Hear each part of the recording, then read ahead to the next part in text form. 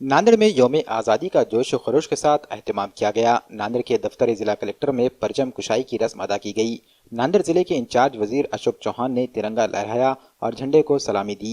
Police band के जवानों ने कौमी गीत की धुन बजाकर तिरंगे को सलामी दी। परचम कुशाई के बाद अशोक चौहान ने शहरियान नांदेड़ को यौम आज़ादी की मुबारकबाद पेश की। मुल्क की तरक्की के लिए बाहमी इत्तेहाद और मेलजोल की फिजा को आम करने की नसीहत भी की। अशोक चौहान ने तकरीब के अख्तिताम पर तहरीक आज़ादी में हिस्सा लेने वाले मुजाहिदीन से भी मुलाकात की और इन्हें मुबारकबाद पेश की। तकरीब में जिला कलेक्टर विपिन इटनकर, जिला एसपी, आईजी, जिला परिषद के सीईओ और बल्दिया उज़्मा के कमिश्नर के अलावा दीगर अफसरान व मुलाजिमीन भी मौजूद थे।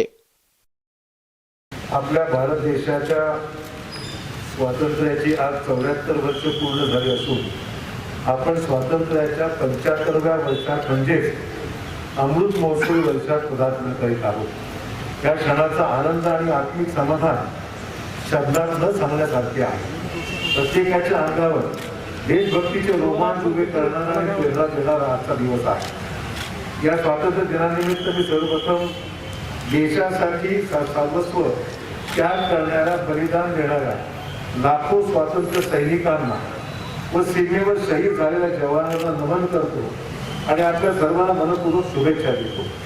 हा एक ऐतिहासिक आणि जल्लोष करण्याचा क्षण जरी असला तरी सोबतच जबाबदारीची जाणीव करून देणारा एक क्षण आहे। भारताला स्वातंत्र्य मिळवून देण्यासाठी, या देशात लोकशाही प्रस्थापित करण्यासाठी, संविधानाचे राज्य आणण्यासाठी आपल्या पूर्वजांना मोठा संघर्ष करावा लागला।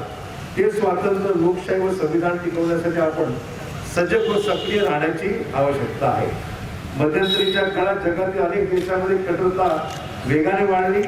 लोकशाहीला व संविधानाला मारक ठरणाऱ्या राष्ट्रवादाच्या नव्या संकल्पना जन्माला आल्या आहेत। चुकीचा इतिहास सांगण्याचा प्रयत्न सुरू आहे। विशेषतः नव्या पिढीने या बदलाची गांभीर्याने नोंद घेण्याची आणि त्यापासून सावध राहण्याची नितांत आवश्यकता आहे। कारण हीच नवीन पिढी देशाचे भविष्य असून याचा फटका प्रामुख्याने त्यांना सहन करावा लागणार आहे।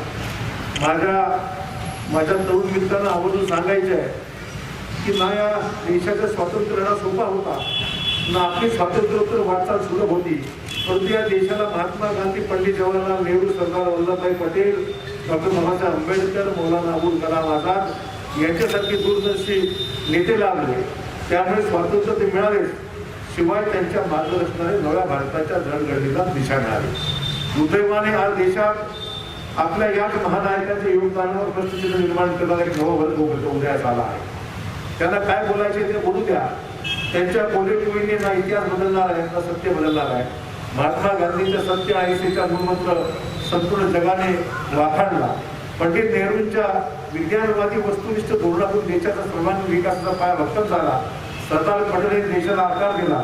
डॉक्टर बाबासाहेब आंबेडकरांनी शोषितांना, वंचितांना त्यांना अधिकारांची जाणीव करून दिली। मौलाना अबुल कलाम आझाद यांनी सुशिक्षित, उच्चशिक्षित भारत घडवण्यासाठी नियोजन केले आणि त्यानंतरच्या काळातही लाल बहादूर शास्त्री, इंदिराजी गांधी, राजीव गांधी, पी नरसिंहरावजी यांनी जगाच्या नकाशावर भारताची प्रतिमा अधिक बळकट केली।